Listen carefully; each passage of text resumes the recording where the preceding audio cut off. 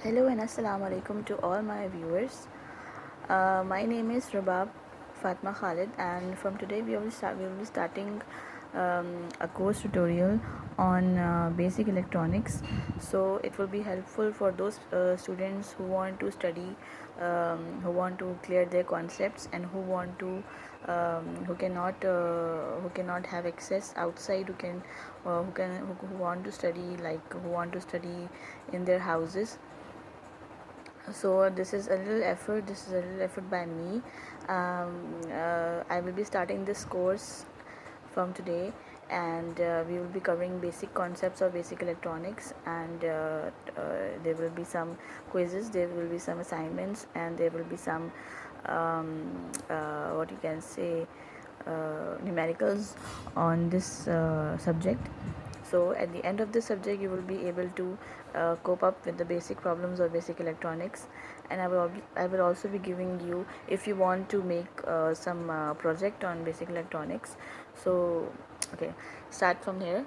I am the course instructor. My name is Engineer Rabab Fatima Khalid, and I have done my bachelor's in electronics engineering and master's in software engineering.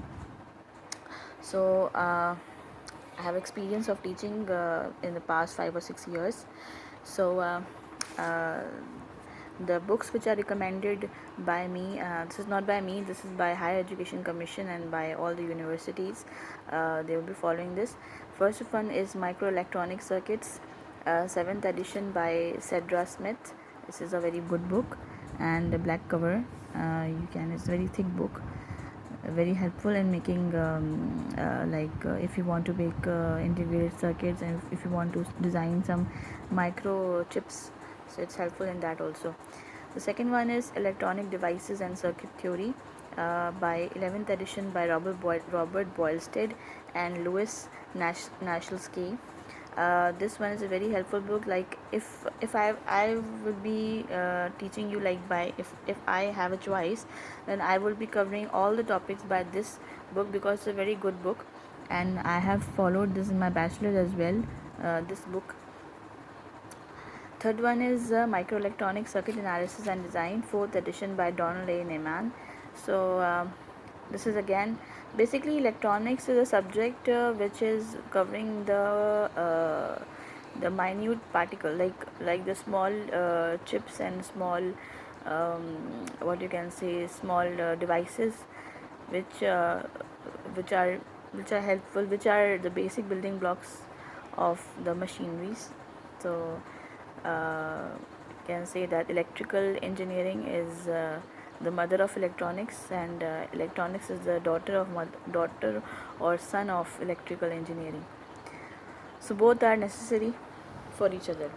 Well, the course contents are like this. We have 4 or 5 topics, and there are subtopics on that. First one is Introduction to Semiconductor Devices, because electronics cannot work without electronics work only with semiconductor devices. And the semiconductor devices I will be teaching you with germanium and the silicon. Okay, then the PN junction, that what is inside the semiconductor devices, how it is formed, semiconductor diodes, what is a diode, then forward and reverse bias characteristic of diode, then all the details of semiconductor we will be covering in this topic. Equivalent circuit of diode, and then DC load line. DC load line is basically a graphical representation of the working of semiconductor devices. The second one is diode applications, half wave and full wave rectifiers. What are rectifiers? Then I will be teaching you that, and there are different waves in that. Number 2 is clipper and clamper circuits. Clipper and clamper circuits are those circuits uh, which resist the flow of electricity, and which clips, and then like I will be teaching you in detail what is a clipper and clamper circuits. Diode is a switch. So how can we use diode in switching? Special purpose diodes, we have Zener diodes in that, and which works on reverse biasing. Okay, Then the third one is bipolar junction transistors, BJTs, very common type of transistor. What is a transistor? First of all, I will be telling you what is a transistor.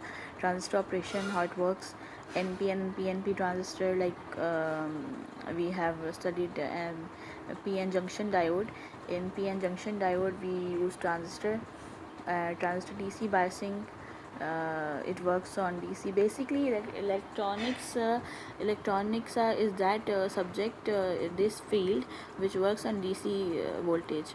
It doesn't work on AC. AC works, electrical devices work on AC, and DC voltage is being worked by transistors or electronics. Sorry. Transistor DC biasing, then common emitter configuration. We have emitter in transistor, we have emitter, we have in transistor we have three parts: emitter, base, and collector. So we have common emitter configuration, we have common base configuration, we have common collector configuration. Different configurations are used to find out the voltages and the currents and all the readings. Then we have DC and AC analysis of BJT. We will find out the graphical representation of bipolar junction transistors and DC voltage and AC voltages. Then small and large signal models. Like if you want to have larger signal, how can we operate, and when we want to have smaller signal, and how can we operate on that. The fourth topic is field effect transistor, FETs. FETs is the other transistor which works on operate on current, like it is used to find out the current, and BJTs is used to find out the voltages. It is used in voltaging, and FETs is used in finding current. So this is a basic difference of that. Types of FET, theory and operation of FETs and MOSFETs. FETs have two types: field effect transistors and MOSFETs and FETs. Okay. Then biasing techniques and characteristics. How can we operate on FETs, and what are the characteristics of FETs? Now we have three type of the FETs have three parts: drain, source, and gate. So we have three configurations as we have in BJTs, which is common drain configuration, common source configuration, and common gate configuration. So I will be telling you about this, and I will be telling you about the numericals and the all the graphical representation, as well as their symbolic representation. Both are different. Okay. Then we will be going on to field bias.